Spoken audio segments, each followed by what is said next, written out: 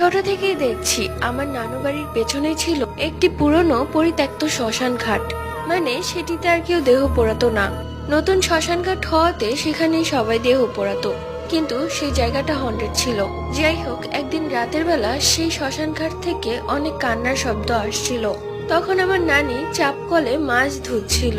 সেই চাপকল থেকে শ্মশান ঘাটটা বেশ ভালোভাবেই দেখা যায়।